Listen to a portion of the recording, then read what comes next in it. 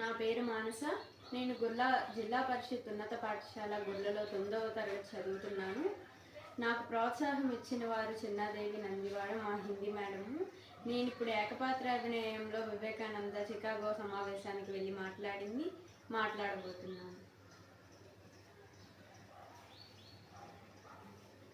సర్వమతాలకు సకల ధర్మాలకు తల్లి అనదగ్గ మా సనాతన హైందవ ధర్మం పేరిట వందనం, అభినందనం.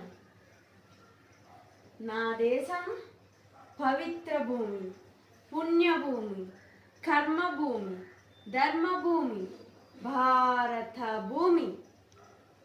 ఓ పక్క పరమతస్థులు మా ఆలయాలను కొల్లగొడుతుంటే ఒక చేత్తో క్షమించి మరొక చేత్తో హక్కున ఓదార్చుకున్న సహనశీల దేశం నాది అని తెలియ